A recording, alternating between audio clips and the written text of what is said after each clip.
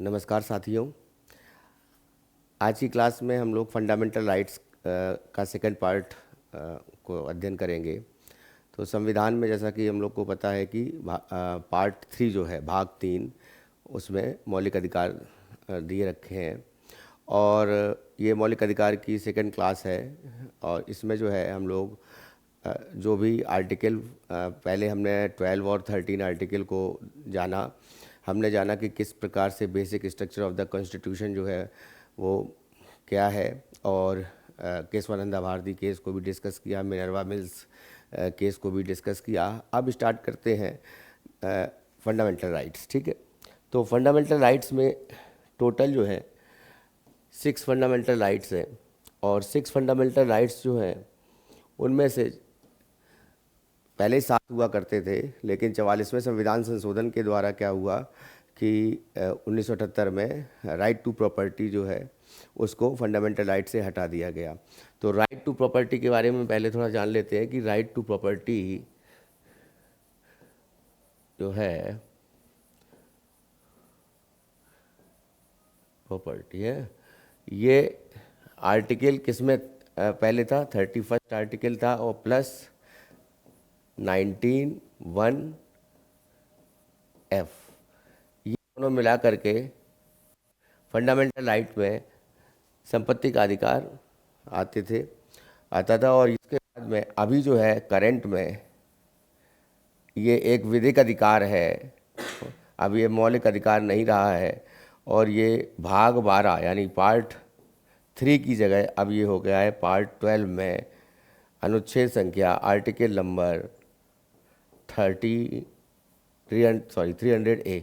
ठीक है ना, तो 300A आर्टिकल हो गया है ये 12वें भाग का, और अब ये जो है मौलिक अधिकार नहीं रहा है।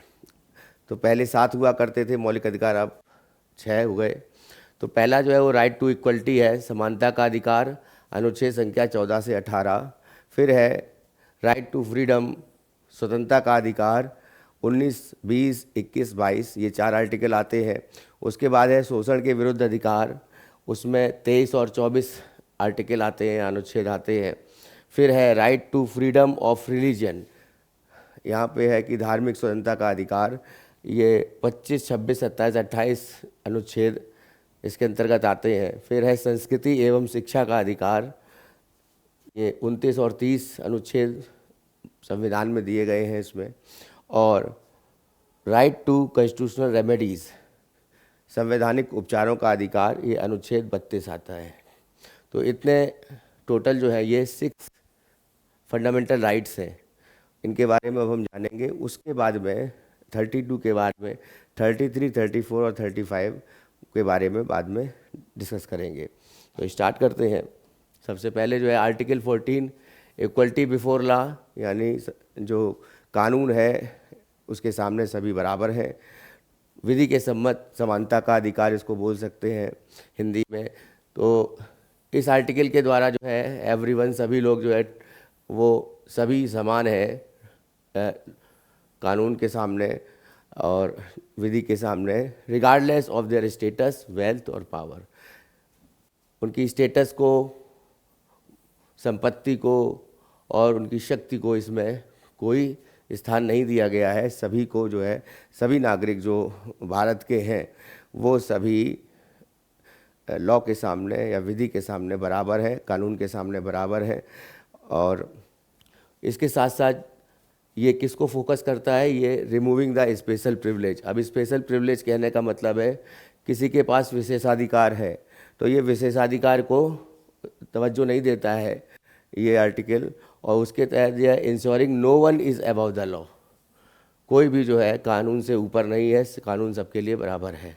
ठीक है, तो यहाँ पर इक्वलिटी बिफोर लॉ में जो है इसको हमने जाना। और इसके बाद में आर्टिकल 15(1) है। आर्टिकल 15 जो है वो डिस्क्रिमिनेशन को लेकर के है, भेदभाव को लेकर के है। उसको लेकर के डिस्क्रिमिनेशन को प्रोहिबिशन करना, यानी भेदभाव को जो है किसी तरह से उसको पनपने नहीं देना। और यहाँ पे निषेध है, किसका निषेध? किसको लेकर के? भेदभाव को लेकर के। किस चीज़ का भेदभाव? तो the government can not treat the people unfairly just unfairly treat नहीं करेगी किसी भी पीपल को इंडिया के बिकॉज ऑफ देयर रिलीजन। किस पर बेस पर, धर्म के आधार पर। रेसिज्म क्या होता है? रेसिज्म कहने या रेस कहने का मतलब है कि रंग भेद हो गया, जैसे अमेरिका में होता है या फिर ब्रिटेन कंट्री में जो है गोरे और काले के बीच में भेद है, या फिर हमारे देश में मान लीजिए अलग अलग जगह है तो अलग अलग जगहों का पहनावा है, वहाँ की संस्कृति है। तो नॉर्थ ईस्टर्न स्टेट जो हैं वो उनको लेकर के, जो अदर इंडिया है, पार्ट है इंडिया का, तो नॉर्थ ईस्टर्न स्टेट्स को लेकर के भी कोई भी भेदभाव नहीं करना है, या पर्टिकुलर जो संस्कृति के लोग हैं या SC ST वर्ग के लोग हैं उनमें भी भेदभाव नहीं करना है। तो यहाँ पे रेस को बात आती है। फिर कास्ट, मैंने बताई अभी SC ST की बात है, या जाति को लेकर के OBC है ना, तो इनके बीच में नहीं। जेंडर कहने का मतलब है कि महिला या पुरुष के बीच में भेदभाव नहीं करना है। और उसके बाद जो है प्लेस ऑफ बर्थ, उनका कोई भी बर्थ हो, किसी व्यक्ति का जो बर्थ प्लेस हो, जहाँ पे जन्मा है, जन्म स्थान को लेकर के भी कोई भी भेदभाव नहीं करना है। ये आर्टिकल 15(1) में दिया गया है। एग्जाम्पल के रूप में हम लेते हैं कि government can not deny jobs. अब गवर्नमेंट जो है रोज़गार की बात आती है, यहाँ पे जॉब्स की बात आती है, उसको लेकर के मना नहीं कर सकती। सर्विसेज जो सेवाएं देती है या फिर जो भी योजनाएं बनाई जाती हैं वो सभी के लिए बराबर होनी चाहिए। एम्प्लॉयमेंट सभी के लिए बराबर होना चाहिए। और अपॉर्चुनिटीज़ जो अवसर है, अवसरों को लेकर के भी समानता होनी चाहिए to someone just because they belong to their particular caste और रिलीजन। और इस पर जो है किसी भी प्रकार का जो कास्ट और रिलीजन के आधार पर विभेद या फिर किसी भी प्रकार का इसमें विभेद नहीं करना चाहिए। ठीक है, तो इसके साथ साथ जो है इसमें कहने का मतलब ये है कि जो रिलीजन, रेस, कास्ट, जेंडर और प्लेस ऑफ बर्थ, ये 5 चीज़ें जो है हमको याद रखनी है कि इनके बीच इनके आधार पर प्रोहिबिशन नहीं करना है। ठीक है, निषेध नहीं करना है। ठीक है, उसके बाद आते हैं 15(2) आर्टिकल 15(2). इसमें है no discrimination in public places. Public places जो भी हैं, सार्वजनिक स्थान हैं, उनको लेकर के कोई भी डिस्क्रिमिनेशन नहीं करना है, मतभेद नहीं करना है, भेदभाव नहीं करना है। तो आर्टिकल 15(1) में हमने समझा था कि किसी भी रिलीजन को लेकर, किसी भी रेस, कास्ट या फिर कह सकते हैं जेंडर, प्लेस ऑफ बर्थ, उसको लेकर के जो गवर्नमेंट है वो कोई भी ऐसी योजना नहीं बनाएगी, या कोई भी ऐसे जो है जॉब्स के क्षेत्र में या फिर कह सकते हैं किसी अन्य क्षेत्र में वो किसी प्रकार का जो है विभेद नहीं करेगी, किसी प्रकार का जो है उसमें विभेद के लिए, डिस्क्रिमिनेशन के लिए निषेध किया गया है। यहाँ पर पब्लिक प्लेसेस की बात आती है कि कोई भी सार्वजनिक स्थान है। अब जैसे यहाँ पर 15(2) में कहा गया है कि नो सिटीजन, कोई भी नागरिक जो है वो can not B discriminated against the basis of, वो उसको भी जो है किसी भी प्रकार से भेदभाव नहीं किया जाएगा उसके साथ रिलीजन, जो है धर्म या रेस कह सकते हैं, और रेस के अलावा कास्ट, जाति, और उसके बाद है सेक्स या फिर कह सकते हैं यहाँ पे जेंडर। ठीक है, महिला या पुरुष को लेकर। और उसके बाद क्या यहाँ पे है प्लेस ऑफ बर्थ, यानी जन्म स्थान को लेकर विभेद नहीं किया जाएगा। यहाँ पे है पब्लिक प्लेसेस को लेकर के, वहाँ पर क्या है गवर्नमेंट की योजनाओं को लेकर है। गवर्नमेंट के द्वारा जो भी योजनाएं दी जाती हैं या फिर जो भी उनके मानव उत्थान के लिए जो है या फिर जनता के लिए गवर्नमेंट जो है उसमें जॉब क्रिएशन भी आता है, एजुकेशन भी आता है, हेल्थ केयर भी आता है। तो ये सारी चीज़ें जो है वो सभी के लिए समान होनी चाहिए, पर्टिकुलर किसी रिलीजन के लिए नहीं, पर्टिकुलर किसी कास्ट के लिए नहीं, ना ही किसी जेंडर के लिए पर्टिकुलर, या फिर जन्म स्थान को लेकर भी विभेद नहीं करना है। यहाँ पर यही बात कही गई है पब्लिक प्लेसेस को लेकर के कि सार्वजनिक स्थान। अब जैसे सार्वजनिक स्थान कहने का मतलब है, मान लीजिए कोई रेस्टोरेंट है, कोई होटल है, कोई दुकान है, या फिर कोई भी ऐसा जगह है जो घूमने की जगह है, टूरिस्ट प्लेस है, तो वहाँ पर उसके लिए जो है किसी भी धर्म के लोगों को जो है रोकना नहीं है कि आप प्रवेश नहीं कर सकते यहाँ पर, या फिर ये पर्टिकुलर होटल या पर्टिकुलर रेस्टोरेंट अमुक समुदाय के लिए जो है नहीं है, या किसी कास्ट के लिए नहीं है, या कहने का मतलब महिला को लेकर के कह दिया जाए कि ये महिलाओं के लिए नहीं है, केवल पुरुषों के लिए है। तो इस तरीके से जो है किसी प्रकार का डिस्क्रिमिनेशन या भेदभाव नहीं करना चाहिए। ठीक है, यहाँ पे ये इस बात को कहा गया है। संविधान में। और this article prohibits discrimination in the access of public places. अब पब्लिक प्लेसेस में जो है shops, restaurant, hotel, place of entertainment, cinema घर होते हैं या फिर जो मॉल्स होते हैं, उनमें भी जो है किसी को भी पर्टिकुलर जो तरीके दिए गए हैं इसमें, रिलीजन, रेस, कास्ट, सेक्स और प्लेस ऑफ बर्थ, इन 5 को लेकर के किसी प्रकार का मतभेद नहीं करना है। ठीक है। It also prohibits discrimination in using public facilities. अब पब्लिक फैसिलिटीज़ का मतलब जैसे कोई मंदिर है, मंदिर में जाने से किसी पर्टिकुलर कास्ट को नहीं रोकना है जो निम्न जाति के लोग हैं, या कहने का मतलब है रोड है, सड़क है, सभी के लिए है। कुओं से पानी, पहले कुओं पर जो है एक पर्टिकुलर वर्ग जो है, मान लीजिए उच्च वर्ग है, तो जो सामान्य श्रेणी के लोग हैं तो उनके लिए यही जो है अवेलेबल होता था, और कुएं से पानी जो निम्न जाति के लोग हैं उनको भरने नहीं दिया जाता था। सो ये पुरानी प्रथाएं थीं, लेकिन अभी जो है ऐसा संविधान बनने के बाद यहाँ पर ये मौलिक अधिकारों में ये दिया गया है कि ऐसे सार्वजनिक स्थानों को लेकर के कोई विभेद नहीं करना है। टैंक्स की बात आ गई यहाँ पे। ये टेप वाटर जो होता है, बाथिंग घाट्स, कहीं नदी का किनारा है, कहीं नहर है, तो उनके अलग अलग घाट जैसे मान लीजिए बना दिए गए हैं कपड़े धोने के लिए या नहाने के लिए, तो वहाँ पर भी जो है किसी प्रकार का डिस्क्रिमिनेशन नहीं करना है। फिर आते हैं आर्टिकल 15(3) पर। आर्टिकल 15(3) इसमें कहा गया है कि of the Indian, it allows the state to make special provision. यहाँ पे स्पेशल प्रोविज़न की बात कही गई है। किनके लिए स्पेशल प्रोविज़न? वोमेन के लिए और चिल्ड्रन के लिए, यानी महिलाओं और बच्चों के लिए विशेष जो है उपबंध किए जाने चाहिए, विशेष प्रावधान किए जाने चाहिए, ताकि उनका जो स्तर है, सामाजिक और बौद्धिक स्तर है, वो उसका विकास हो सके, उनका वो स्तर जो है वो सुधर सके। तो इसलिए जो है महिलाओं को और चिल्ड्रन को, बच्चों को विशेष प्रावधान इसमें किया गया है, और इसको जो है डिस्क्रिमिनेशन से अलग रखा गया है, इसको चैलेंज नहीं किया जा सकता। It also states that these provision can not B challenged on the basis of discrimination. तो जैसा कि हम लोग जानते हैं कि मौलिक अधिकारों को लेकर के सुप्रीम कोर्ट में अनुच्छेद संख्या 32 और ये सुप्रीम कोर्ट में है ना, और हाई कोर्ट में 226। तो कोई भी व्यक्ति जो है हाई कोर्ट में या सुप्रीम कोर्ट में जा कर के याचिका दे सकता है, अपने जितने जो भी उसको मौलिक अधिकार मिले हुए हैं उनका अगर दोहन होता है, उस किसी तरह से उनका जो है संरक्षण उनको नहीं मिलता है और उनके मौलिक अधिकारों का हनन होता है, तो ऐसे केस में वो हाई कोर्ट में ये आर्टिकल दे रखा है संविधान में 226, और सुप्रीम कोर्ट में ये संवैधानिक उपचारों का जो अधिकार है अनुच्छेद संख्या 32, उसमें ये दिया गया है। तो उसमें कई रिट हैं, 5 तरह की रिट हैं, तो 5 तरह की रिटों के बारे में भी हम जानेंगे। ठीक है। तो 15(4) में क्या प्रावधान किया गया?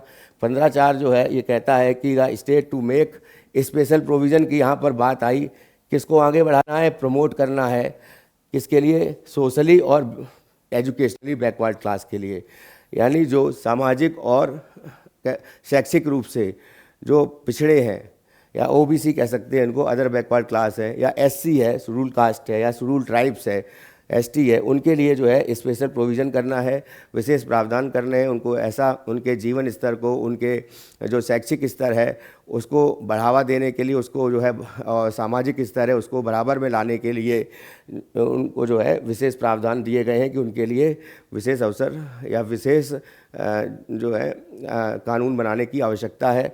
और यहाँ पे स्पेशल प्रोविज़न की बात कही गई है, स्टेट को ऐसा करना चाहिए कहा गया है, और इसमें इसके लिए रिजर्वेशन का प्रावधान किया गया, आरक्षण का प्रावधान है एजुकेशन और एम्प्लॉयमेंट में। राज्य जो है, यानी राज्य कहने का मतलब है कोई देश की बात हो रही है, हमारे केंद्र सरकार या राज्य सरकार की बात हो रही है। यहाँ पर एमपी और एमपी जो होते हैं पार्लियामेंट है जैसे हमारी, और जैसे हमारी लोकसभा और राज्य विधानसभाओं में प्रोविज़न्स ऐसे किए जाने चाहिए सरकार के द्वारा, जो कि रिजर्वेशन इनको दिया जाना चाहिए ताकि इनको जो है मुख्य धारा से या जोड़ा जा सके। तो ठीक है, तो इसके लिए क्या है, शिक्षा और रोजगार में इनको बराबरी का स्टेटस देने के लिए रिजर्वेशन का प्रावधान किया गया है। ठीक है। फिर उसके बाद आते हैं आर्टिकल 5। 15 का 5(1) है ना। तो आर्टिकल 15(5) क्या कहता है, इसको भी जो है ये state to make special provision की बात कही गई है कि जो राज्य है उसको स्पेशल प्रोविज़न करने चाहिए, विशेष प्रावधान करने चाहिए। किसके लिए? Advancement of the socially and educationally backward class. ठीक है, अब यहाँ पे सेम चीज़ है वही, लेकिन वहाँ पर बात आई थी एम्प्लॉयमेंट के लिए और एजुकेशन के लिए। यहाँ पर प्राइवेट इंस्टीट्यूशंस के लिए भी बात आती है। तो SC STs या OBC वर्ग हैं, उनको जो है बराबर एडवांसमेंट उनको करने के लिए, उनको जो है बराबर लाने के लिए, जो है मुख्य धारा के बराबर लाने के लिए कह सकते हैं कि उनको जो सामाजिक और शैक्षिक रूप से पिछड़ गए हैं उनको स्टेटस जो है उनका बराबर करने के लिए रिजर्वेशन का प्रावधान यहाँ पे किया गया है।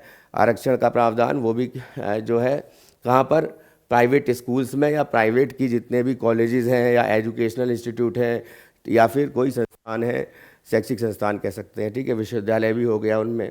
आर्टिकल 15(6) 15 का 6, इसके द्वारा EWS एक नई कैटेगरी को इस्टेब्लिश किया गया, इकोनॉमिकली वीकर सेक्शन। तो EWS को 10% का आरक्षण देने का प्रावधान किया गया सभी नौकरियों में, और उसके इसमें इसको लेकर के 103 संविधान संशोधन किया गया और 2019 में, और जिसके तहत जो है 10% रिजर्वेशन EWS के लिए किया गया। कहाँ के लिए? एजुकेशनल इंस्टीट्यूशंस के लिए, शैक्षणिक संस्थाओं के लिए, और साथ साथ में एम्प्लॉयमेंट यानी रोजगार के लिए, सेंट्रल गवर्नमेंट की जॉब्स के लिए। यहाँ पे केंद्र सरकार की जॉब्स के लिए है, राज्य सरकार भी इस पर कानून अपना बना सकती है। लेकिन 103 जो अनुच्छेद 103 जो संविधान संशोधन है वो बेसिकली EWS के लिए, सेंट्रल गवर्नमेंट के लिए है। ठीक है, फिर आते हैं आर्टिकल 16। आर्टिकल 16 कहता है कि यहाँ पे किसी भी व्यक्ति को, यहाँ पर बात आई है कि उसको कोई भी जो है रोजगार चुनने का या उसको अवसरों की समानता होनी चाहिए, या उसको जो है नौकरी के क्षेत्र में या नियोजन के क्षेत्र में समानता का अधिकार की बात कही गई है। तो यहाँ पे article 16 of the constitution of India guarantees equal opportunity, समान जो है उसको अवसर प्रदान करने चाहिए। किसको?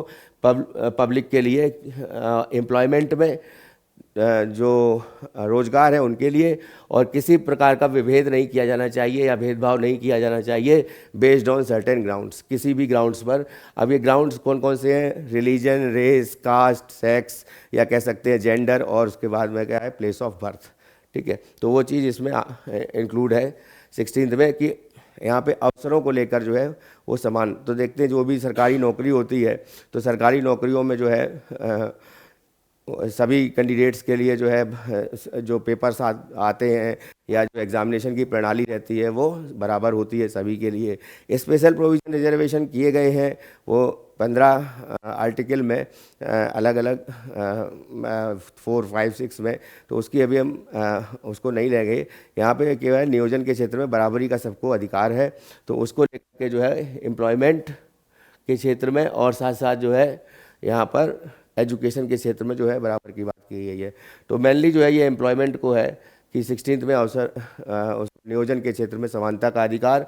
और इसको लेकर जर्नैल सिंह वर्सेस लक्ष्मी नारायण गुप्ता का ये केस है 2018 का, और इस केस के द्वारा सुप्रीम कोर्ट ने ये एड्रेस किया उच्चतम न्यायालय ने कि issue related to the reservation, जो रिजर्वेशन है या आरक्षण जिसकी हम बात कर रहे हैं थे अभी, तो आरक्षण किसमें? प्रमोशन में आरक्षण का प्रावधान किया गया SC के लिए और ST की कम्युनिटी के लिए।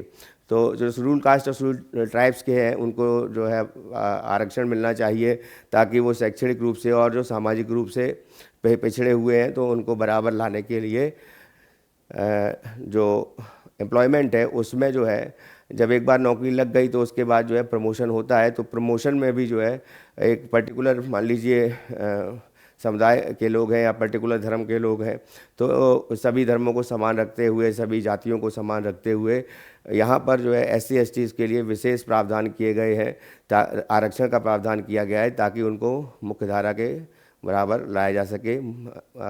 जो जनरल और OBC SC STs के बीच में जो भी डिफरेंसेस हैं उनको कम किया जा सके सामाजिक रूप से। उसके बाद आते हैं Indira Sahni versus Union of India 1993। Indira Sahni वाद क्या है, इसको ही मंडल कमीशन कहा गया। इसमें जो है 27% रिजर्वेशन की मांग की गई थी और 27% रिजर्वेशन जो है सुप्रीम कोर्ट ने इन जो अदर बैकवर्ड क्लासेस को, ओबीसी को, वर्ग को दिया सेंट्रल गवर्नमेंट सर्विसेज में। तो उसके लिए ये इंदिरा साहनी वाद जो है इस बहुत प्रसिद्ध वाद है। और इसको जो है सभी लोग ज़्यादातर जानते हैं मंडल कमीशन को लेकर के। तो ये 1993 में आया। The supreme court upheld the 27% reservation for OBC in central government services. ठीक है, फिर उसके बाद आते हैं आर्टिकल 17। आर्टिकल 17 है अस्पृश्यता का उन्मूलन। अस्पृश्यता क्या है? अस्पृश्यता है छुआछूत, यानी कहने का मतलब है किसी व्यक्ति को जो निम्न जाति का है उसको छूने से मना कर देना, या उसके द्वारा जो प्रयोग की जा रही जो चीज़ें हैं उन चीज़ों को स्वयं को के प्रयोग करने से जो जनरल वर्ग है, जैसे तो पुराने समय में ऐसा होता आया है, अभी ऐसा नहीं है कि पुराने समय में जो है इसको लेकर के विभेद किया जाता था और अस्पृश्यता होती थी। तो जैसे अगर बहुत ही छोटी जाति का, निम्न जाति का व्यक्ति है या उसका परिवार है, तो उसको जो है मान लीजिए कहीं गांव है तो गांव से थोड़ा सा दूर बसाया जाता था, अलग, है ना। और कुओं में पानी भरने के लिए भी रोक लगाई जाती थी। और साथ साथ मान लीजिए कोई चीज़ उसने छू ली है तो उस चीज़ को फिर दूसरा कोई नहीं छुएगा, क्योंकि वो जो है एक तरह से अपवित्र हो गई है। तो इस तरीके से जो है इसको 17 अनुच्छेद जो है ये बताता है अस्पृश्यता के उन्मूलन को लेकर के। तो 17th article of the constitution of India abolish the practices of untouchability. It also state the enforcing any disability that arises from untouchability. किसी प्रकार का व्यवधान या किसी प्रकार की डिसेबिलिटी, यहाँ पे डिसेबिलिटी कहने का मतलब है किसी का जो है एक तरह से किसी भी व्यक्ति का वो उसको जो है इस तरह दिखाना कि जिसको जो है वो उस लायक नहीं है। ठीक है, कि उसको अलग से उसको जो है निम्न स्तर का दिखाने के लिए इसके लिए प्रोहिबिशन किया गया। इसको जो है इसके निवारण के लिए इसको जो है निषेध किया गया कि अनटचेबिलिटी को, और इसको जो है क्राइम माना गया एक तरह से, और that is punishable by law. और इसके द्वारा जो है दंड का प्रावधान है कानून में। ठीक है, कानून के द्वारा दंड का प्रावधान जो है ये अनुच्छेद संख्या 32 और 226 के तहत मौलिक अधिकारों के हनन को लेकर कोई भी व्यक्ति जो है अपनी याचिका सुप्रीम कोर्ट में अनुच्छेद 32 और हाई कोर्ट में 226 अनुच्छेद के तहत वहाँ पर जा कर के डायरेक्ट जो है याचिका अपनी लगा सकता है और डायरेक्ट जो है रिट दायर कर सकता है, ताकि वो जो उसको मौलिक अधिकारों के उसके हनन को लेकर के कोई बात आती है तो। ठीक है, तो यहाँ पर जो है it is very important the part of the right to equality. यहाँ पे समानता के अधिकार को जो है बहुत इंपॉर्टेंट माना गया है, जिसको यहाँ पे provides equality and social justice. बहुत ज़्यादा हम जिस चीज़ को बात बार बार सुन रहे हैं या जिस चीज़ की हम बात कर रहे हैं उसमें सामाजिक रूप से व्यक्ति जो है वो अगर पीड़ित है तो यानी उसको जो है सामाजिक रूप से परेशान किया गया है उसके पूर्वजों को, या फिर कुछ कह सकते हैं तो सामाजिक उत्थान के लिए, या फिर कह सकते हैं उसको सामाजिक उसका विकास करने के लिए, उसको बराबरी का स्टेटस देने के लिए, जैसा कि हमने देखा अभी रिजर्वेशन का प्रावधान किया गया है आर्टिकल 15 में। और आर्टिकल 17 में जो है ये सोशल जस्टिस कहने का मतलब है कि जो सामाजिक रूप से उसको जो है जस्टिस मिलनी चाहिए व्यक्ति को। और जो it is an important step towards ending the social discrimination. और ये सोशल डिस्क्रिमिनेशन सामाजिक रूप से जो है इसमें जो डिस्क्रिमिनेशन होता है, भेदभाव होता है, उसको ख़त्म होना चाहिए। इनइक्वलिटी जो है समानता है, उस समानता को जो है एक तरह से होना चाहिए, इसमें असमानताएं नहीं होनी चाहिए।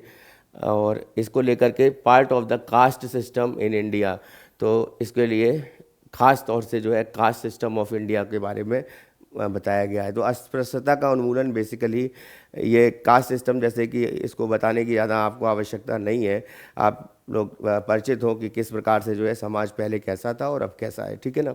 तो उसके बाद आते हैं आर्टिकल 18 पे।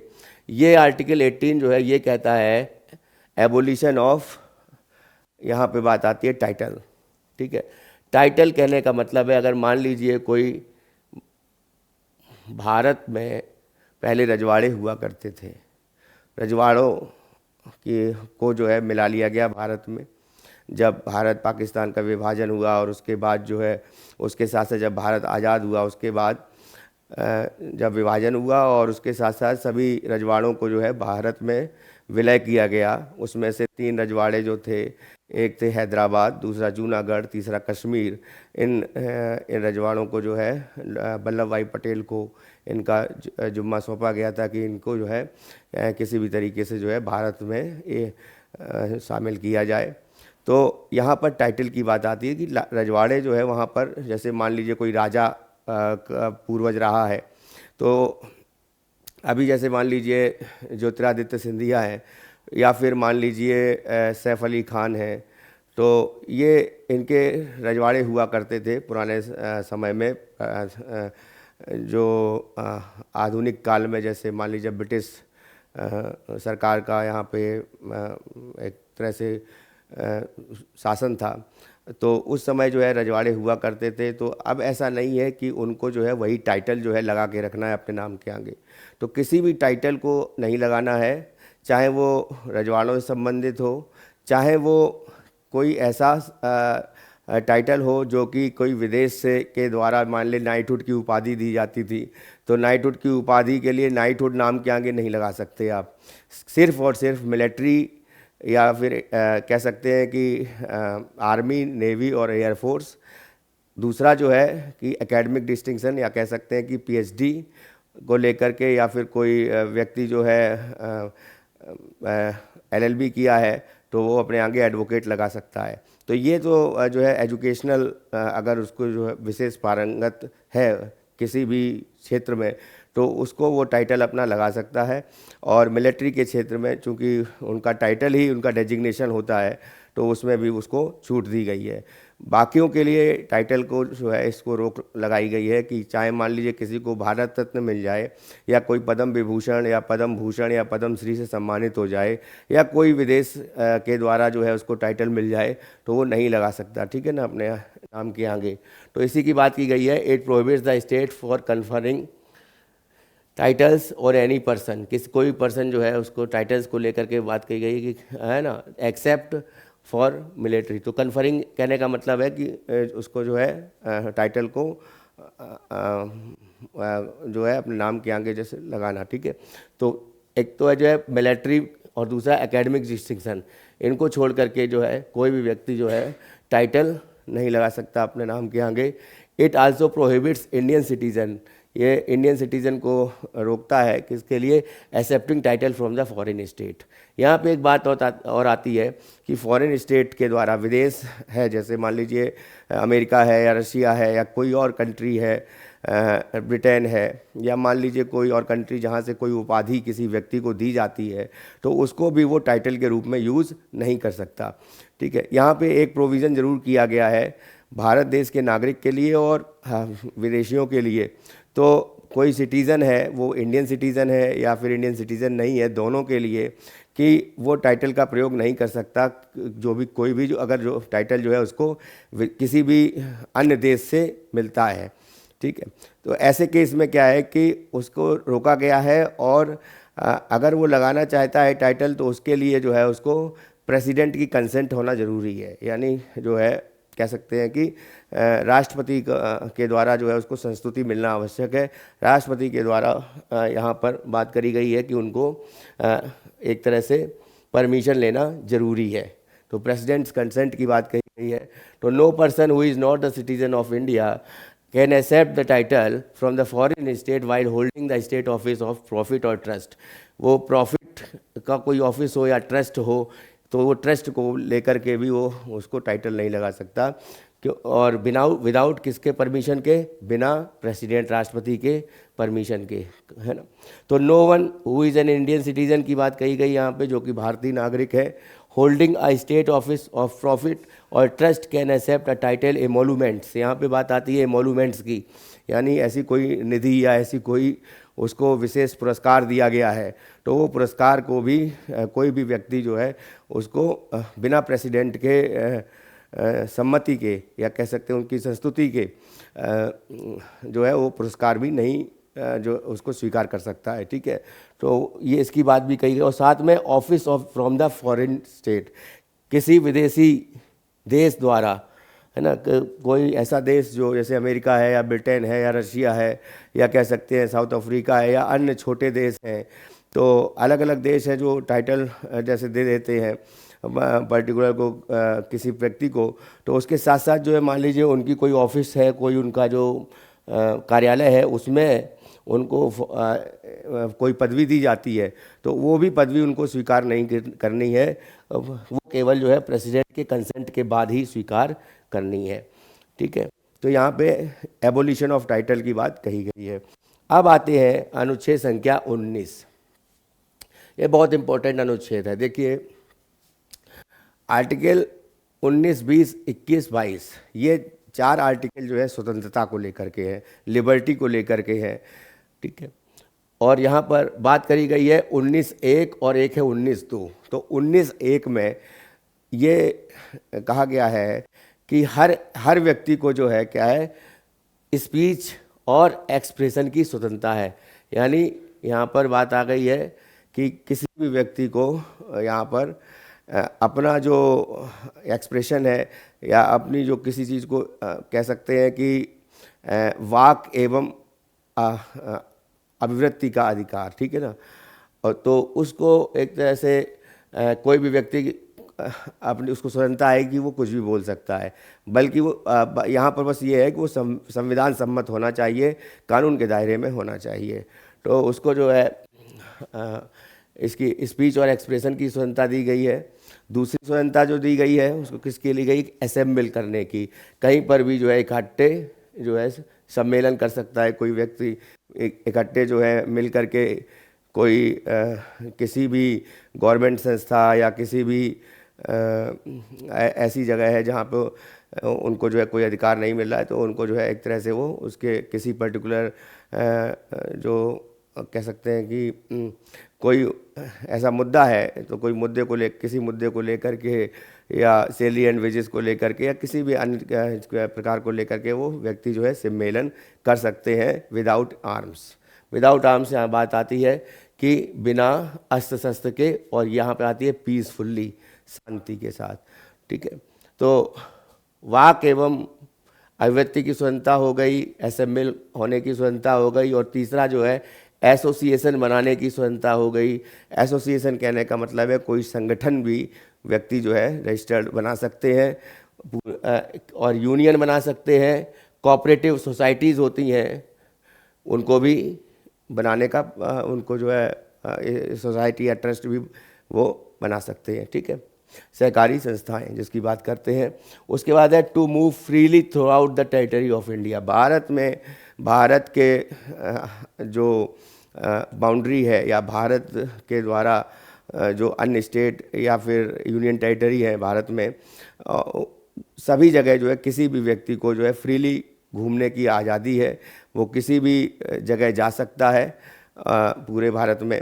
और उसके बाद जो है उसको जाकर के वहाँ पर बसने की भी आज़ादी है, सेटल भी हो सकता है, रिसाइड भी कर सकता है, रेजिडेंस बना सकता है किसी भी क्षेत्र में जाकर के, जो भारत का अभिन्न अंग है, ठीक है। तो यहाँ पे रेसाइड की बात आती है ई में, तो ABCDE, ई में रेसाइड की बात आती है, सेटल की बात आती है कहीं भी any part of the territory of India, ठीक है। तो जो भी भारत संघ के अंतर्गत आता है, देखिए यहाँ पे संघ का नाम लिया गया है, तो संघ एक्चुअल में क्या है, यूनियन की बात आती है कि यूनियन यानी कि केंद्र। कोई भी स्टेट है तो या कह सकते हैं कि कोई भी राज्य है या कह सकते हैं कोई भी देश है, ठीक है। यहाँ राज्य का मतलब आप देश से लीजिए, तो अगर कोई देश है तो उस देश के अधीन जो भी क्षेत्र आते हैं तो वो जो है उसकी टेरिटरी में माने जाते हैं, ठीक है। तो उसको एक तरह से कह सकते हैं कि जो पहला अनुच्छेद है संविधान का, वो कहता है भारत जो है राज्यों का संघ है, ठीक है। India is a union of states, ठीक है। तो वही उसको लेकर के ये बात कही गई है कि भारत के अंतर्गत जो भी जगह है या जो भी हमारे राज्य हैं, कोई कहीं किसी राज्य का जो है उसका जन्म स्थान है, वो किसी और जगह जा कर के किसी जगह जा कर के जो भारत का ही अभिन्न अंग है उस क्षेत्र में जा कर के, चाहे अंडमान निकोबार हो या लक्षद्वीप हो या फिर जा कर के जो है वो कोई भी ऐसा एरिया हो जहाँ पे भारत का जो अभिन्न अंग हो, तो वहाँ पे जाके सेटल कर सकता है, वहाँ पे जो है रेजिडेंस अपना बना सकता है।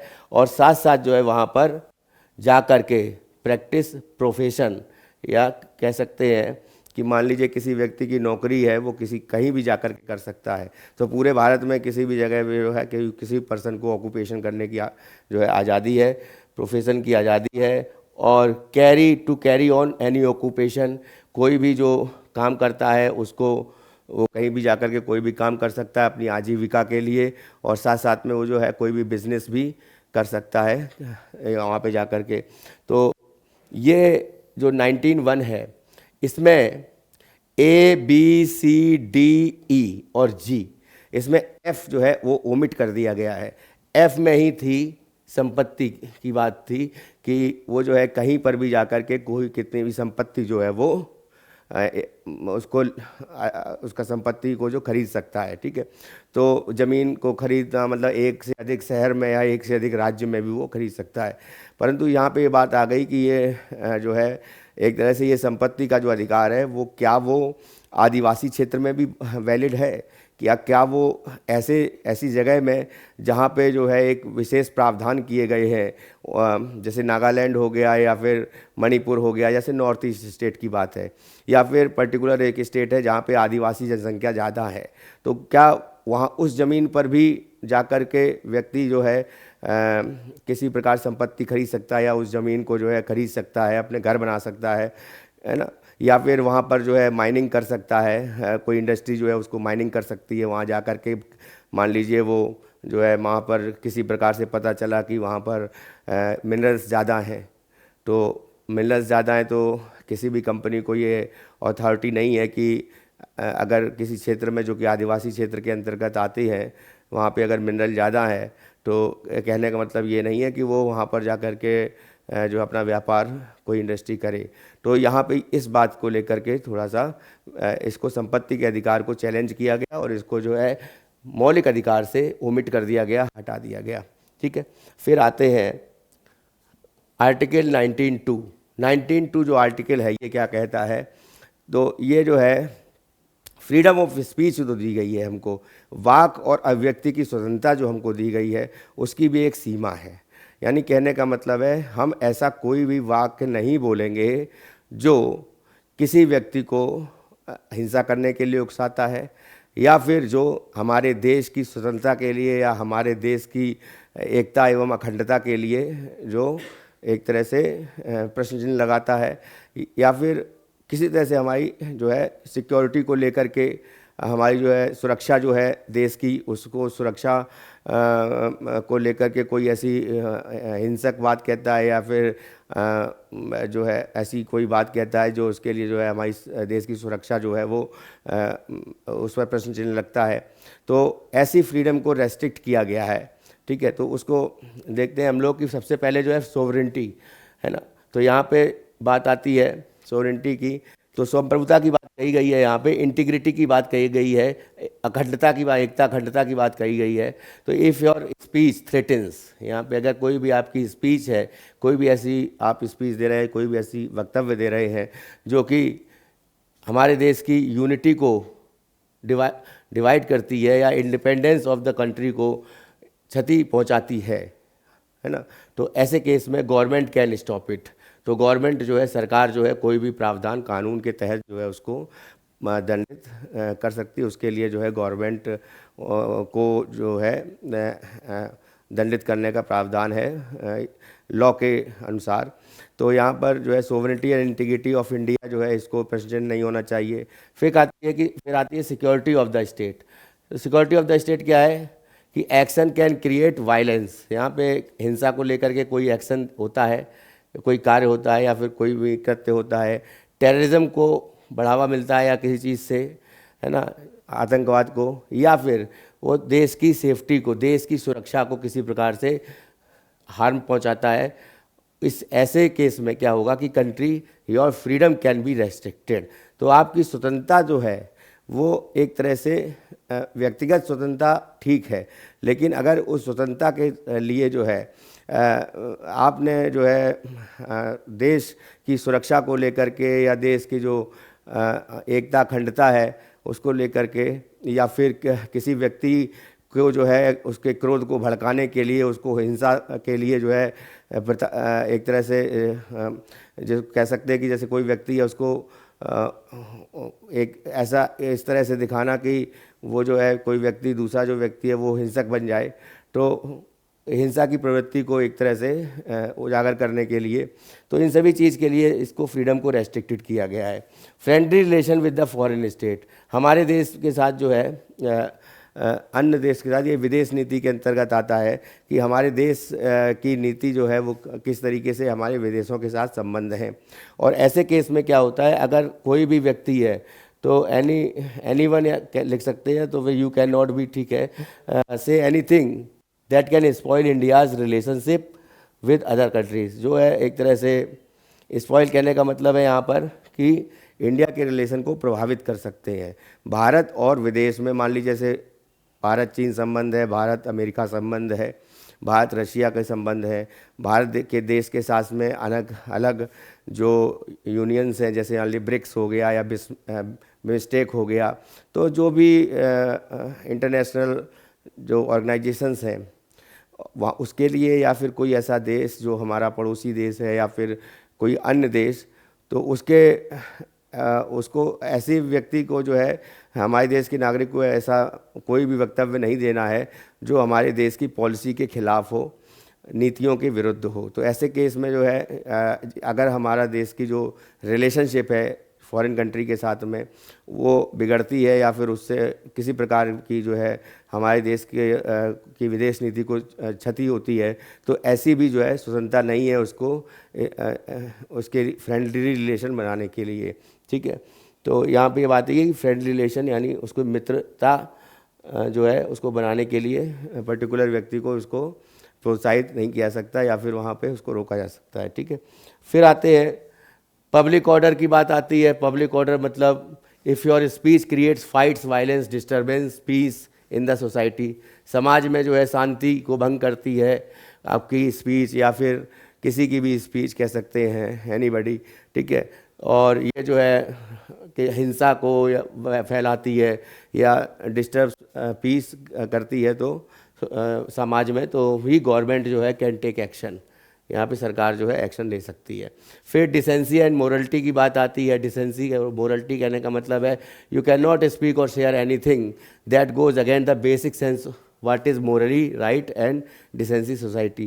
यानी कहने का मतलब है कि समाज के जो हित हैं उनको ताक पे रखे हुए सामाजिक हितों की पूर्ति के लिए, संवर्धन के लिए आपको ये देखना है कि हम मोरली जो है नीतिगत हमारी जो है एक तरह से हमारी जो आज़ादी है, अभिव्यक्ति की आज़ादी है, वो ऐसी नहीं होनी चाहिए, वाक और अभिव्यक्ति की आज़ादी की। इससे जो है देश की जो मोरलिटी है या जो सोसाइटी है, समाज है, उसको किसी भी प्रकार का उसमें कमी आए या समाज में जो है एक तरह से जो शांति है वो उसको जो है खंडित करती हो, अगर कोई भी स्पीच या कोई भी वक्तव्य जो है किसी कोई व्यक्ति के द्वारा दिया जाता है तो। फिर आते हैं contempt of court. Contempt of court है कि अपने न्यायालय की अवमानना करना। मान लीजिए यू कैन नॉट इंसल्ट और डिसरेस्पेक्ट द कोर्ट, आप ऐसा कोई भी कृत्य नहीं करेंगे तो जजमेंट में मान लीजिए दिया गया है, या कहने का मतलब है कि कोर्ट ने ऑर्डर निकाला है किसी चीज़ में, मान लो धारा 144 लग गई है और वहाँ पर जो है एक तरह से ऐसा माहौल हो गया है कि वहाँ पर सीआरपीएफ तैनात करी गई है केंद्र सरकार के द्वारा, तो वहाँ पर जाकर के आपको जो है ऐसा कोई वहाँ पे जाना ही नहीं है। मतलब कहने का मतलब है कि कोर्ट के द्वारा जो भी निर्णय दिए गए हैं या कोर्ट के द्वारा जो भी न्यायालय के द्वारा जो भी प्रावधान किए गए हैं, जो भी विधि बनाई गई है, जो भी नीतियां सरकार के द्वारा बनाई गई हैं, तो यहाँ पे सरकार की बात तो नहीं आती है, कोर्ट की बात आती है कि इंसल्ट कोर्ट की नहीं होनी चाहिए। कोर्ट का डिसरेस्पेक्ट या कोर्ट के जो आदर है वो बस सदैव बना रहना चाहिए। तो यहाँ पर जजमेंट को लेकर के कंटेम्प्ट ऑफ कोर्ट की बात कही गई, फिर डिफेमेशन की बात कही गई है कि ऐसा कोई भी ऐसी चीज़ नहीं बोलनी है किसी के लिए जो कि उसकी रेपुटेशन को एक तरह से डैमेज करती हो, उसकी रेपुटेशन को प्रभावित करती हो या उसकी रेपुटेशन को लो करती हो और गिराती हो। रेपुटेशन कहने का इन द सेंस जैसे कह सकते हैं हम लोग कि कोई भी व्यक्ति जो है किसी दूसरे व्यक्ति पर मानहानि का मुकदमा कर सकता है। अगर मान लीजिए उस व्यक्ति की मान को, उसके सम्मान को कोई ठेस पहुंची है, तो यहाँ पे रेपुटेशन का मतलब यही है कि सम्मान हर व्यक्ति का होता है, तो सम्मान जो है उसके अगर किसी प्रकार का उसकी सम्मान के विरुद्ध में जाकर के कोई बात कही गई है तो उसको लेकर के भी जो है ये याचिका दायर की जा सकती है सुप्रीम कोर्ट और हाई कोर्ट में मौलिक अधिकारों के उल्लंघन के पक्ष में। ठीक है, तो यहाँ पर इस बात को लेकर के एक मामला जैसे पहले हम लोगों ने भी देखा था कुछ साल पहले, राहुल गांधी जी के द्वारा जो है मोदी शब्द का प्रयोग, या फिर हमारे प्रधानमंत्री जी का नाम भी मोदी है और अन्य कई लोग हैं जिनका नाम मोदी है, तो उन्होंने जो है किसी भाषण में मोदी शब्द का प्रयोग किया था और वो एक तरह से उसको जो है फिर न्यायालय में उसको चुनौती दी गई थी किसी मोदी व्यक्ति के द्वारा। ठीक है, तो उसको हम ज़्यादा उसको अभी डिटेल में नहीं जाते हैं, उसको केवल आपको समझाने के लिए इसको जो है हमने लिया इसको। ठीक है, फिर है incitement of an offence to an offence. You can not encourage people to commit crime. किसी भी व्यक्ति को आप उकसा नहीं सकते हैं किसके लिए, क्राइम करने के लिए, है ना, या फिर वायलेंस करने के लिए, हिंसा करने के लिए, क्राइम करने का मतलब है या फिर अपराध करने के लिए। ठीक है, थ्रू द योर स्पीच, अपनी ऐसी किसी भाषा या आपकी जो बोली है जो तो उसके द्वारा जो है किसी को जो हिंसा के लिए उकसाना या फिर उसको जो है किसी क्राइम के लिए उकसाना, किसी अपराध के लिए उकसाना, ऐसा भी नहीं होना चाहिए। ये सभी चीज़ें जो है 19(2) में आती हैं। उसके बाद आते हैं आर्टिकल 20। आर्टिकल 20 यहाँ पर एक बात आती है कि आर्टिकल 20 बेसिकली है कि एक व्यक्ति जो है वो मान लीजिए किसी अपराध के लिए उसको दंडित किया गया और वो दंडित जो है तब तक नहीं किया जाएगा जब तक कि वो सिद्ध ना हो जाए कि वो क्राइम है, वो दंड है। तो कहने का मतलब है आईपीसी की जो धारा है उसके तहत वो उसके कानून के अंतर्गत या उसकी उस धारा के अंतर्गत अगर उसने कोई क्राइम किया है, कोई ऐसा कोई अपराध किया है तो ही उसको दंडित किया जाएगा, अन्यथा नहीं किया जाएगा।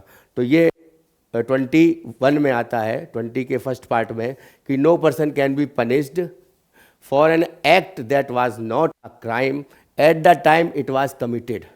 ठीक है ना, यहाँ पे एक बात इंपॉर्टेंट है, at the time it was committed. मतलब मान लीजिए किसी व्यक्ति ने क्राइम किया और वो उससे संबंधित जो क्राइम किया उसको लेकर के वो उसको क्राइम का दर्जा दिया गया बाद में, मान लीजिए उसको जो है कोर्ट ने बाद में दर्जा दिया गया कि ये इसको क्राइम माना जाएगा, तो ऐसे केस में जो होगा उसको जो है ऐसा नहीं है कि उसको बाद में जो क्राइम बनाया गया या तो उसको जो है फिर से दंडित किया जाएगा, तो ऐसा नहीं होगा। तो crime at the time it was committed की बात कही गई है। If the law created later, यहाँ पे जो है कोई भी कानून जो है वो बाद में बना है तो it can not be use to punish past actions. ठीक है, फिर आते हैं आर्टिकल 20 का second part, an individual can not be punish twice. एक व्यक्ति जो है 2 बार, दोहरे दंड का प्रावधान यहाँ पे आती है, डबल ज्योपर्डाई आती है। डबल ज्योपर्डाई क्या है कि दोहरे दंड का प्रावधान है, एक ही अपराध के लिए किसी व्यक्ति को जो है 2 बार या एक जो है सज़ा नहीं मिल सकती है। ठीक है, तो N individual can not be punish twice for the same offence या सेम क्राइम। एक ही अपराध के लिए उसको 2 बार सज़ा देने का प्रावधान नहीं है। और इसको जो है रोका गया है, once a person has been tried and either punished. और हाँ, एक बार अगर व्यक्ति जो है पनिश्ड हो गया है तो उसके बाद जो है उसको जो है फाउंड नॉट गिल्टी, मान लीजिए उसको गिल्टी नहीं माना गया है, उसको जो है अपराधी नहीं माना गया है, ऐसा पाया गया है कि उसमें जो है वो किसी प्रकार से जो है उसको दंड दिया जाए या फिर वो कानून के अनुसार जो है किसी भी कानून की धारा का उल्लंघन करता है, तो इसके तहत जो है वो गिल्टी नहीं है आईपीसी की धारा के तहत। तो उसको जो है मान लीजिए तो क्राइम तो मान लीजिए कि 2 बार उसको जो है पनिश नहीं किया जाएगा। ठीक है, तो पहले में मान लीजिए उसको पनिश किया गया, नॉट गिल्टी अगर उसको कह दिया गया है, तो ये नहीं है कि दोबारा में फिर जो उसको जो है जो गिल्टी की बात कही जाए। They can not B charge again for the same offence. Same offence की बात यहाँ पे की गई है, उसी अपराध के लिए जिस अपराध के लिए वो एक बार दंडित हो चुका है। अगर वो दूसरा अपराध करता है, दूसरी धारा के अंतर्गत अपराध करता है, तो बात अलग है। ठीक है, तो दिस इज़ नॉन एज जियोपार्डाई। और यहाँ पर एक अच्छा उदाहरण मैं देना चाहूँगा कि अंधा कानून फिल्म आप लोगों ने देखी होगी, और इसका जो अमिताभ बच्चन जी होते हैं और दूसरी तरफ जो है जो विलेन का रोल कर रहे होते हैं अमरीश पुरी। तो अमरीश पुरी जो है कि उनको जो है अमरीश पुरी की हत्या में के लिए अमिताभ बच्चन को सज़ा होती है, और उसके बाद में पाए जाते हैं कि अमरीश पुरी तो अभी ज़िंदा है, तो इसके लिए ऐसा नहीं है कि वो उसके लिए दोबारा जो है उनको सज़ा दी जाए। ठीक है, तो उसको लिए दोबारा जब वो मार देते हैं अमरीश पुरी को, तब कहते हैं कि मुझे दोबारा इस पर सज़ा नहीं मिल सकती, क्योंकि इनके मरने के लिए मैं अपराधी बना और उसके लिए मैं पहले ही सज़ा भुगत चुका हूँ। ठीक है, तो ये एक एग्जाम्पल है फिल्म का, जिसको जो है ये इस धारा के लिए या इस आर्टिकल 22 के लिए ये थोड़ा सा ठीक लगा मुझे, तो मैंने आपको बताया। नेक्स्ट है आर्टिकल 20 का part 3। No one can be force to make the statement. किसी भी व्यक्ति को ऐसा स्टेटमेंट देने के लिए फोर्स नहीं किया जाएगा जो उसकी खुद की गिल्टी को महसूस करता हो, यानी उसको स्वयं के विरुद्ध, अपने ही विरुद्ध जो है प्रूफ्स देयर ओन गिल्ट, अपने ही विरुद्ध किसी प्रकार से साक्ष्य देने का उसको जो है कोर्ट नहीं कह सकता, या फिर कोई भी जो है पुलिस नहीं कह सकती कि खुद के ही अगेंस्ट में साक्ष्य दो, है ना। तो किसी अपराध के लिए वो स्वयं के अगेंस्ट में जो करके अपने ही द्वारा जो है साक्ष्य देने के लिए उसको दंडित नहीं किया जा सकता। ठीक है, इसका एक मतलब ये भी है कि this means that neither the police nor the court can compel a person to confess और टेस्टिफाई अगेंस्ट देमसेल्फ। कन्फेस की बात करी गई है, यानी उसको कोई भी सज़ा जो है, मान लीजिए कोई भी जुर्म उसने किया है, तो उसको जुर्म जो है जब तक उसको जो है उस जुर्म के लिए उसको स्टेटमेंट देने के लिए नहीं बोला जा सकता कि आप कबूल करो कि आपने ये जुर्म किया है, तब तक जब तक कि जो है वो मामला जो है कोर्ट तक नहीं जाता है, या कोर्ट जो है उसको जो है ट्रायल के लिए नहीं बोलता है। तो यहाँ पे ये बात आती है, this protection applies before and during a trial. जब तक कि कोर्ट में पेशी होने के बाद में जब मामला जो है कोर्ट के अधीन आ जाता है, तो उसके बाद जो है उसको गिल्ट होने के लिए या उसको अपराध के लिए जो है कन्फेस करने के लिए उसको जो है रिमांड पर लिया जाता है। ठीक है, और अगर उसके पहले अगर मान लीजिए ट्रायल से पहले ही किसी भी व्यक्ति को जो है कह दिया कि आपने अपराध किया, इसको मानो, तो ऐसे जो है किसी भी तरीके से उसको नहीं माना जा सकता है किसी व्यक्ति के द्वारा, और वो जा कर के जो है सुप्रीम कोर्ट या हाई कोर्ट में जा कर के अपनी अपील जो है डायरेक्टली सुप्रीम कोर्ट में भी जा कर के सीधे सीधे दे सकता है मौलिक अधिकार के उल्लंघन के लिए। फिर आते हैं article 21। This is most important article. इस आर्टिकल में क्या है? इस आर्टिकल में है कि कोई भी व्यक्ति जो है उसको शुद्ध हवा पानी का अधिकार है, उसको जो है गौरवमय जीवन जीने का अधिकार है। यहाँ पे बात आती है प्राण व दैहिक स्वतंत्रता की बात, कि उसको जो है गौरवमय जीवन जीने का अधिकार है, प्राण व दैहिक स्वतंत्रता का अधिकार है। अब इसको आर्टिकल 21 जो है गारंटी देता है right to life and personal liberty, अपनी स्वतंत्रता पूर्वक जो है अपनी लाइफ को जो है वो जी सकता है कोई व्यक्ति। It states that no person can be deprived for their life और liberty except in accordance with the procedure established by the law.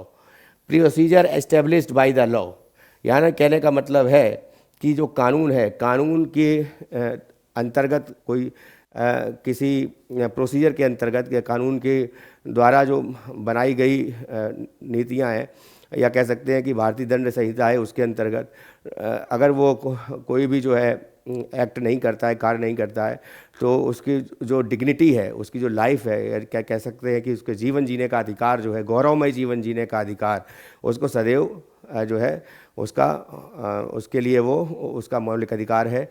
और कह सकते हैं कि इसमें जो है प्राण व दैहिक स्वतंत्रता का अधिकार जो है, हिंदी में वर्जन इसका नाम आता है। और इसको लेकर के 21 अनुच्छेद को लेकर के जो बात कही गई है कि प्राण व दैहिक स्वतंत्रता का अधिकार, इसमें डिग्निटी की बात बहुत ज़्यादा कही गई। देखिए क्या है कि यहाँ पर भी ये बात आती है कि किसी भी प्रकार से जो है कोई भी व्यक्ति को जो है शुद्ध हवा पानी का भी अधिकार है। तो इस यहाँ पर बेसिकली 21 में ये PN भगवती जी ने, ये याद रखिएगा, इन्होंने PIL इनके द्वारा ही स्टार्ट करी गई थी पब्लिक इंटरेस्ट लिटिगेशन, यानी जनहित याचिका। अब ये जनहित याचिका क्या है? मान लीजिए कोई व्यक्ति जो है अपने हित को लेकर के कोर्ट स्वयं नहीं जा सकता है, या उसके पास इतना पैसा नहीं है कि जो अपनी जो है लड़ाई लड़ सके कोर्ट में जा कर के, कोई वकील कर सके, तो ऐसे में कोई दूसरा व्यक्ति या उससे संबंधित व्यक्ति या कोई और अन्य जो है जा कर के कोर्ट में उसके पक्ष में अपील दायर कर सकता है।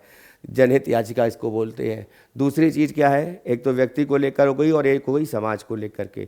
समाज को लेकर कहने का मतलब है शुद्ध हवा पानी का अधिकार सभी को है, ठीक है। ऐसे केस में मान लीजिए कि कोई इंडस्ट्री सेटअप होती है किसी जगह पर, और उस इंडस्ट्री, जब वो इंडस्ट्री मान लीजिए किसी पर्टिकुलर प्लेस है, और उस प्लेस का जो है एक तरह से उसका इंफ्रास्ट्रक्चर अच्छा हो गया, और कहने का मतलब है वहाँ पे पहले गांव हुआ करते थे, लेकिन अब जो है बस्तियाँ हो गई चारों तरफ से, और जो गांव हुआ करते थे तो लिमिटेड हुआ करते थे, है ना। तो जहाँ पे इंडस्ट्री लगाई गई थी तो उससे गांव का संपर्क जो था वो कम था, तो वहाँ से जो है इंडस्ट्री के द्वारा जो है जो भी वहाँ के, जैसे बेसिक हिंदी में बोलूँ कि आपको, कि जो चिमनियाँ होती हैं उनके द्वारा जो है धुआं निकला करता था, और उसके द्वारा जो कंटामिनेशंस होती थी एयर के, तो उसके द्वारा जो है वो उसके कारण जो है उसकी हेल्थ पर असर पड़ता था। तो जब हेल्थ पर असर पड़ता मान लीजिए, तो उसके तो जब ये पूरी तरह से वो जगह जो है आबादी वाली हो गई, पहले तो जो है गांव किनारे अलग अलग था, तो वहाँ पे कोई आबादी नहीं थी, वहाँ पे वो बसाया गया था। फिर बाद में आबादी हो गई, तो आबादी होने के बाद में अब वहाँ पर जो है शुद्ध हवा पानी नहीं मिल पा रहा है। पानी जो है उसमें जो है कोई टैनरी है या कोई इंडस्ट्रियल क्षेत्र है, उसकी जो है गैसेस या फिर उसका जो भी कंटामिनेशन है, स्लज है, वो जो है उस पानी से मिल जा रहा है, शुद्ध पानी से। उसको शुद्ध पानी का जो है प्रयोग नहीं कर पा रहा है, उसको जो है रोग हो रहे हैं, डिजीज़ हो रहे हैं। और मान लीजिए झोपड़पट्टी में कोई रह रहा है, तो झोपड़पट्टी में कहीं पर भी शहर में रह रहा है, तो ना तो उसको एजुकेशन अच्छा मिल पा रहा है, ना तो उसको हेल्थ केयर अच्छी मिल पा रही है, ना तो वो जो है शुद्ध हवा पानी का प्रयोग कर पा रहा है, पानी जो है वो पेयजल उसको उपलब्ध नहीं हो पा रहा है। तो ये सरकार का दायित्व है, ये उसके मौलिक अधिकार के अंतर्गत आता है कि वो जा कर के कोई व्यक्ति जनहित याचिका दायर कर सकता है, या कोई व्यक्ति या फिर वो व्यक्ति स्वयं कह सकता है कि हमारे लिए जो है अच्छी जगह पर रहने का इंतज़ाम किया जाए, ताकि मेरी जो स्वास्थ्य है मेरा वो अच्छा हो सके, और मेरा जो रहन सहन है वो बेहतर हो सके, मेरा जो कह सकते हैं कि विकास है स्वास्थ्य और मानसिक विकास जो है वो बेहतर हो सके। ठीक है, तो शारीरिक और मानसिक विकास बेहतर हो सके, तो इसके लिए भी वो याचिका जो है लगा सकता है सुप्रीम कोर्ट में जाकर के या हाई कोर्ट में जाकर के अनुच्छेद संख्या 226 के तहत। ठीक है, अब आते हैं कि यहाँ पे है the guarantees the right to life and personal liberty to every individual, हर व्यक्ति को ये दी गई है। No one can lose their life and freedom without the proper legal process, किसी को भी जो है अपनी आज़ादी से जीने का अधिकार है, बशर्ते कि वो कोई भी विधि के सम्मत जो है वो रहे और उसको जो है कानून के अंतर्गत आता हो एक तरह से उसका जो स्वतंत्रता है।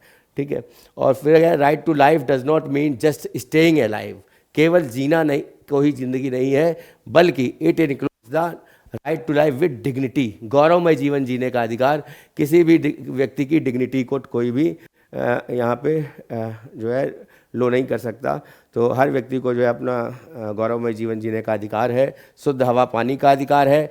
This include access of basic need, यहाँ पे देखिए बात आ गई है, आधारभूत जो आवश्यकताएं हैं, मूल आवश्यकताएं हैं व्यक्ति की, वो क्या है? भोजन है कि उसको जो है भोजन मिलना चाहिए, उसकी हेल्थ अच्छी होनी चाहिए व्यक्ति की, कोई भी व्यक्ति है उसका एजुकेशन स्टेटस ठीक होना चाहिए, उसके बच्चों की पढ़ाई लिखाई अच्छी होनी चाहिए, स्कूल की व्यवस्था जो है सरकार को करनी चाहिए, उसको जो है घर जो है वो बेहतर होना चाहिए, झुग्गी झोपड़ी नहीं होनी चाहिए जहाँ पे जो है डिजीज़ फैलने का खतरा है, तो या फिर उसको जो है शुद्ध पेयजल उपलब्ध होना चाहिए। तो पेयजल जो है वो अगर ख़राब है तो फिर निश्चित बात है कि उससे जो है बीमारी होने का खतरा है। तो इन सभी चीज़ों को लेकर के जो बेसिक नीड्स है उसकी, ठीक है, भोजन को लेकर के नीड्स है, ठीक है, तो फूड की बात कही गई है, क्लीन वाटर की बात कही गई है, साफ़ पानी, हेल्थ केयर की बात कही गई है, स्वास्थ्य की, एजुकेशन की एंड क्लीन इन्वायरमेंट। यहाँ पे क्लीन इन्वायरमेंट की बात कही गई है।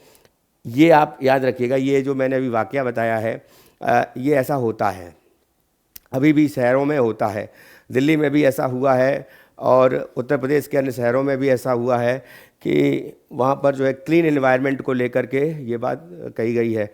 अब जैसे यहाँ पर एक नेशनल ग्रीन ट्रिब्यूनल है, तो राष्ट्रीय हरित प्राधिकरण है ना, तो नेशनल ग्रीन ट्रिब्यूनल है, उसको जो है एनवायरनमेंट को जो है वो सेफ़ रखने के लिए, साफ़ सुथरा रखने के लिए उसकी जिम्मेदारी बनाई गई है। उस कोई भी व्यक्ति जो है क्लीन एनवायरनमेंट अगर उसको नहीं मिलता है तो वो एनजीटी जो है उस पर एक्शन ले सकता है। कोई भी आदमी अगर जाता है मान लीजिए एनजीटी के पास में या कोर्ट में जाता है तो वहाँ पर भी उसको उसके मौलिक अधिकारों को संरक्षण के लिए उसको कोर्ट में वो जा सकता है।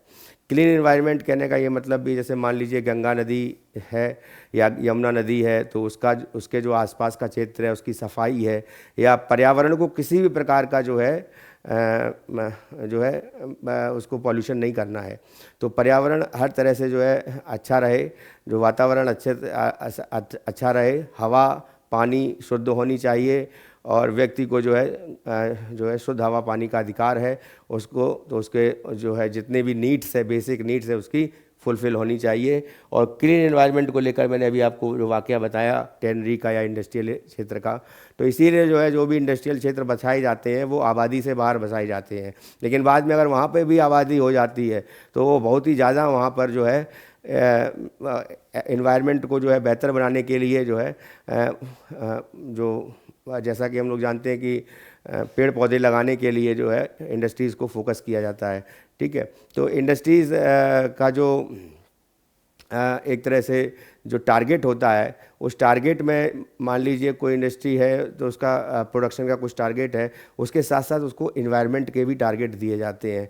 ठीक है, तो यहाँ पे क्या है कि उसको अपने आसपास का या इंडस्ट्री का इन्वायरमेंट भी उसको हरित रखना है, अच्छा रखना है, जो हवा और पानी जो है वहाँ पर बेहतर होना चाहिए, किसी प्रकार की गंदगी नहीं होनी चाहिए।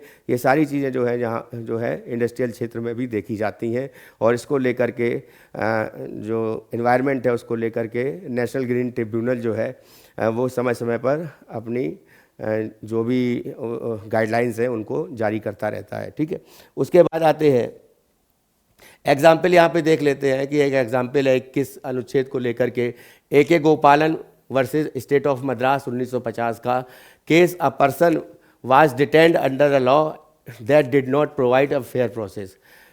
तो एक व्यक्ति को जो है उसको दंडित किया गया, किसके लिए?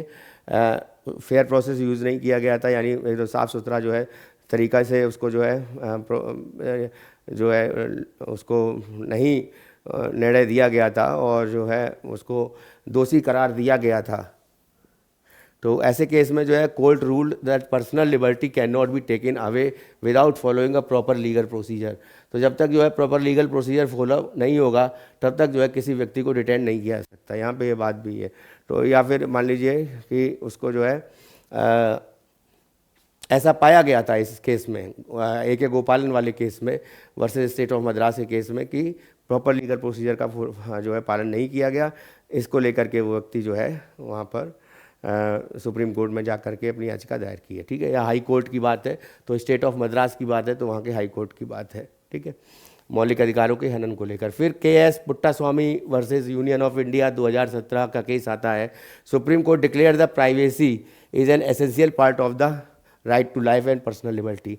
प्राइवेसी, राइट टू प्राइवेसी बहुत इंपॉर्टेंट है। अभी देखिए, राइट टू प्राइवेसी कहने का मतलब है कि किसी का कोई फ़ोन टेप नहीं कर सकता, ये उसको लेकर के भी है कि हर व्यक्ति की एक प्राइवेसी है और निजता का अधिकार है, और उसका निजी जीवन कैसा है और उसको जो है कोई भी अन्य व्यक्ति जो है उसको सार्वजनिक नहीं कर सकता। तो कोई जो है मान लीजिए किसी ऑफिस में मान लीजिए कोई व्यक्ति जो है वो उसके ऑफिस की निगरानी रख रहा है किसी अन्य व्यक्ति के ऑफिस की, या पिछली जो सरकारें देखी गई हैं उन्होंने, आपको शायद ध्यान होगा इसका कि जब 2014 से पहले पिछले किसी दल की सरकार थी, कांग्रेस की सरकार थी, उस समय जो है ये आक्षेप लगाया जाता था कि पर्टिकुलर मिनिस्ट्री की जो है वो जो है उसकी जो एक तरह से उसकी प्राइवेसी के लिए या मिनिस्ट्री ऑफिस के लिए या फिर जो ऑफिस है वहाँ पर जाकर के जो है कोई जो है कोई दस्तावेज जो है खंगाल रहा है और वहाँ पे जा कर के किसी भी तरह की उसकी जो दस्तावेज़ों को जो है खंगालते हुए वहाँ पर देखा गया है। तो ऐसा करके जो है ये प्राइवेसी को जो है इम्पोर्टेंट किया गया कि हाँ, हर व्यक्ति की अपनी निजता है, तो व्यक्ति की भी निजता है और ऑफिस की भी निजता है। तो यहाँ पर जो है किसी ये ठीक है, मौलिक अधिकार है, ये व्यक्ति को मिला है, तो व्यक्ति के द्वारा जो प्रयोग किया गया यह साधन भी जो है वो भी प्राइवेसी में आता है। तो किसी को निजता का अधिकार है तो इसमें प्राइवेसी कहने का मतलब है एक चीज़ और है, मेनका गांधीवाद को भी जो है इसमें लाया गया था कि उसमें जो है फ़ोन टेपिंग करना भी है या फिर जो प्राइवेसी है वो बनी रहनी चाहिए किसी भी व्यक्ति की, और ये उसकी जो है लाइफ और पर्सनल लिबर्टी को जो है के अंतर्गत आती है, इसका एसेंशियल पार्ट है। ठीक है, this means no one can violate, कोई जो है उल्लंघन नहीं कर सकता पर्सनल इन्फॉर्मेशन को किसी व्यक्ति की जो है वो उसको जो है किसी की बॉडी किसी की पर्सनल इन्फॉर्मेशन है उसको एक तरह से सार्वजनिक कर दिया जाए। तो आधार कार्ड की इन्फॉर्मेशन ही आप ले लीजिए, उसको सार्वजनिक नहीं किया जाना चाहिए, या फिर ऐसी तमाम चीज़ें हैं, साइबर लॉ है उसके लिए।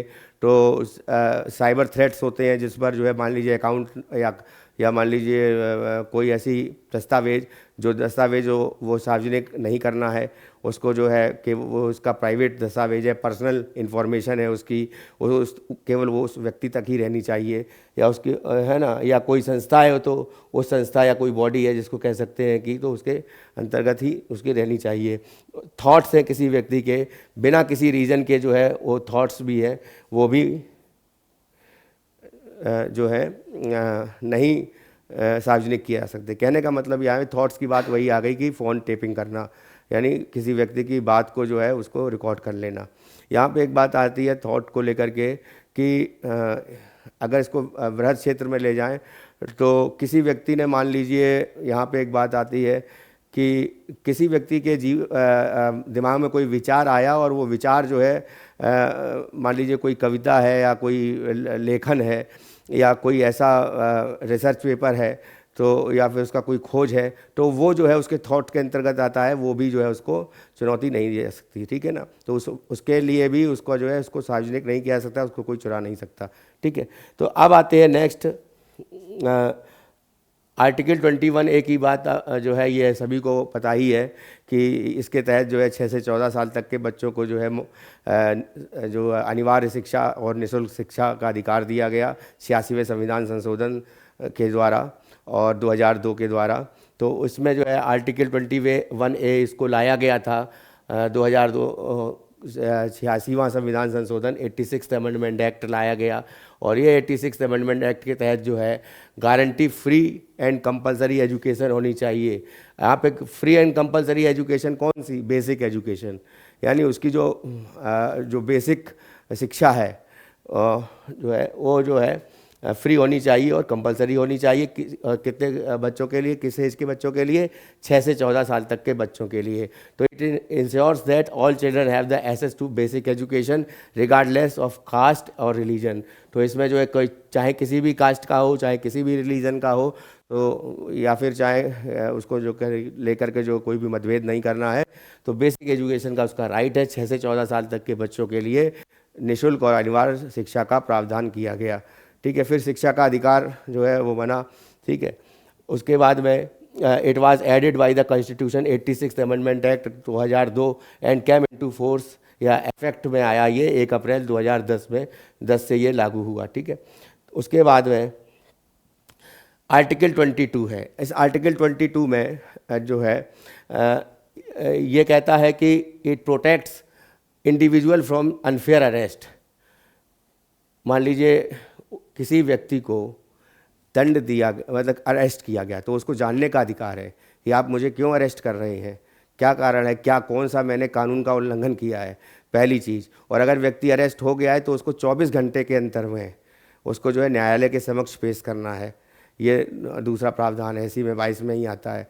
तीसरा जो है कि कोर्ट जो है वो भी ऑर्डर दे सकता है कि आपने 24 घंटे के अंदर जो है इसको न्यायालय में पेश क्यों नहीं किया, तो इस पर ले जा कर के उसको जो है दंडित कर सकता है जो पुलिस महकमा है या फिर जो भी विभाग संबंधित है।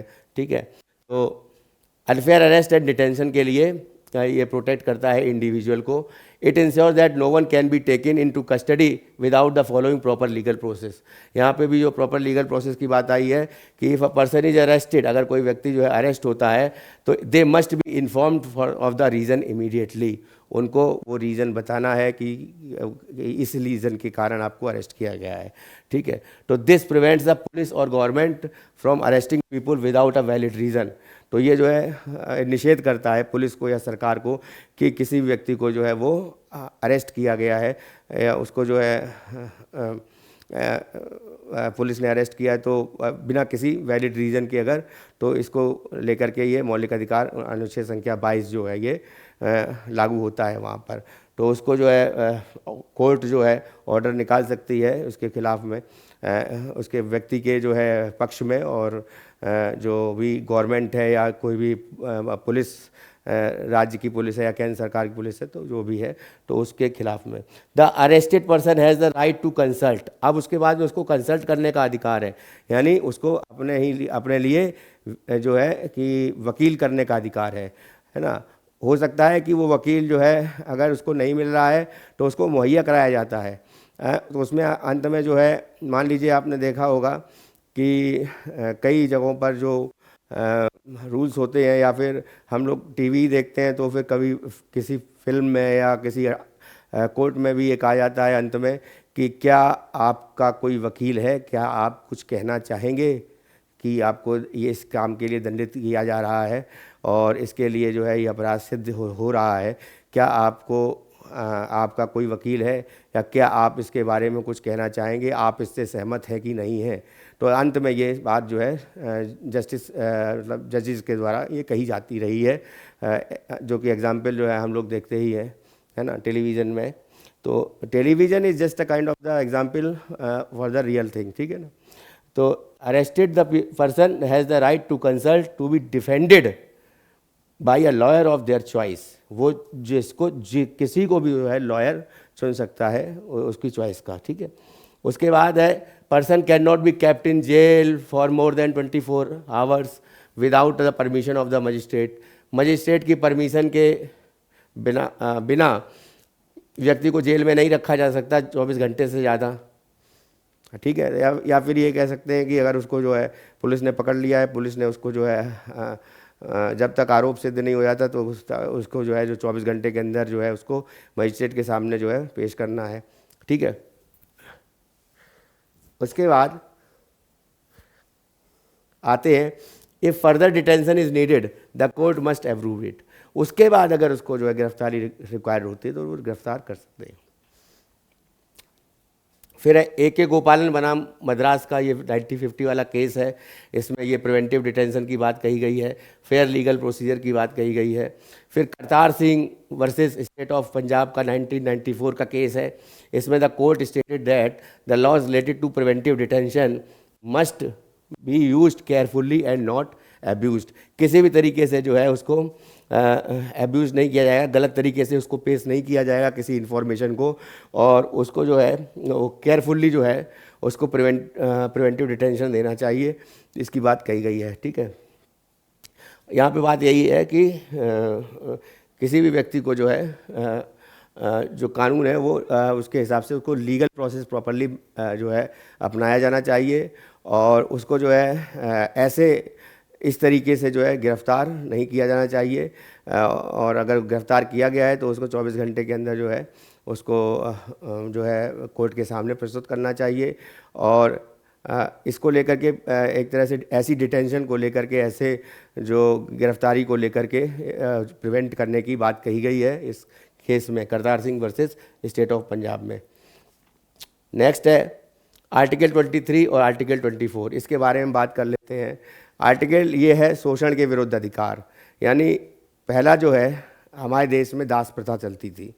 तो दास प्रथा क्या थी कि किसी को भी दास बना करके उसको जो है काम ले लिया जाता था, और उसको जो है एक तरह से उसका मेहनताना भी नहीं दिया जाता था, और उसका शोषण किया जाता था। और अभी भी जो है ह्यूमन ट्रैफिकिंग चलती है, लोगों को जो है बंदी बना करके एक जगह से दूसरी जगह ले जाया जाता है, फिर उनको जो है काम करने के लिए उनको प्रताड़ित किया जाता है, और उनको जो है उसकी तनख्वाह भी नहीं दी जाती है, ये सब चीज़ें के लिए, और उनका जो एक तरह से जो है शोषण किया जाता है। तो इसको लेकर के 23 आर्टिकल है, अनुच्छेद संख्या 23, ये भारतीय संविधान के अनुच्छेद संख्या 23 जो है ये प्रतिबंध लगाता है ह्यूमन ट्रैफिकिंग को और फोर्स्ड लेबर को, बेगार को, यानी जो है कि उसको जो है किसी जो है मेहनताना नहीं देना, काम किया है किसी व्यक्ति ने और उसके बाद जो है उसको उसकी मजूरी नहीं देना, तो ये फोर्स्ड लेबर हो गया। ठीक है। उसके बाद जो है प्रोटेक्ट्स पीपल फ्रॉम एक्सप्लॉयटेशन, शोषण जिसके द्वारा हो रहा है, तो इसको जो है प्रोटेक्ट करना है कि उसका किसी प्रकार से शोषण ना हो पाए। ठीक है। और फिर उसके बाद आता है आर्टिकल 24। ये आर्टिकल 24 जो है ये कॉन्स्टिट्यूशन का, ये बच्चों के लिए पहले था कि 14 साल से कम बच्चों को जो है किसी भी केमिकल या हजार्डियस इंडस्ट्री है, या फिर मान लीजिए माइंस है, तो उनमें या कारखाना है, ऐसे कारखाने जो कि जो है हजार्डियस है ना, जिससे जो है खतरा हो सकता है बहुत ज़्यादा, शारीरिक रूप से जो है व्यक्ति को खतरा हो सकता है, तो ऐसी जगह पे जो है 14 साल से कम बच्चों को काम करने से निषेध की बात कही जाती थी कि उसको निषेध है, ये 24 में आर्टिकल में कहा गया। लेकिन बाद में जो है इसको पूरी तरह से जो है कानूनी रूप दे दिया गया, और एक जो है प्रोहिबिशन लॉ बनाया गया, और उसको जो है चाइल्ड लेबर को लेकर के कि अब जो है कि बच्चे से काम लेना ही नहीं है, 14 साल से कम बच्चे का कोई भी किसी प्रकार से किसी काम में कोई व्यक्ति उसको नहीं ले सकता है। किसी भी दुकान में कोई व्यक्ति, अगर कोई लड़का अगर 14 साल से कम उम्र का बच्चा काम कर रहा है, तो वो जो है अगर वो शिकायत कोई भी करता है, तो ऐसे केस में भी जो है वो व्यक्ति जेल जा सकता है जो उसको अपनी दुकान में काम पे लगाई है। तो इसकी बात आती है कि article 24 of the Indian constitution prohibits the employment of children under 14 years old and hazardous occupation like factories, mines and construction. ठीक है। तो जब child labour prohibition and regulation amendment act पास हुआ 2016 में, और इसको बढ़ाया गया, एक्सपेंड किया गया, prohibition to apply to all occupation. अब किसी भी ऑक्यूपेशन के लिए भी, किसी भी ऑक्यूपेशन को लेकर के चाइल्ड को किसी भी काम में नहीं लगाया जा सकता। तो अभी तक आप लोगों ने जो है अभी तक मैंने कवर किया है आर्टिकल 24 तक।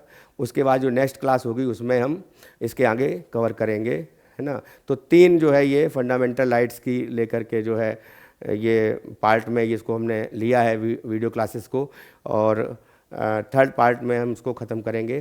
तो जिन लोगों ने अभी तक चैनल सब्सक्राइब नहीं किया है वो सब्सक्राइब कर लें, बेल आइकन नहीं दबाई है तो सब्सक्राइब करने के बाद में घंटी का चिन्ह बना है उसको दबा दें, ताकि जो भी नोटिफिकेशन आपको मिल जाए, नोटिफिकेशन जैसे ही नया कोई वीडियो अपलोड हो। दूसरा है कि मेरी एक दरख्वास्त है कि आप जब भी कोई भी टॉपिक का ये वीडियो लेक्चर जो है ये सुना करिए तो पूरा सुना करिए, ताकि जो है आपको बहुत सी चीज़ें होती हैं जो कि लिखी नहीं होती हैं या जो कि हम समझाते हैं तो स्किप करेंगे यदि आप, तो निश्चित बात है आपको उसको जो है पूरी तरह से जानकारी उसकी आपको नहीं मिल पाएगी, और हो सकता है कि आपको इसमें जो है जानकारी का अभाव हो जाए। ठीक है, तो यहीं पे इस क्लास को समाप्त करते हैं। धन्यवाद।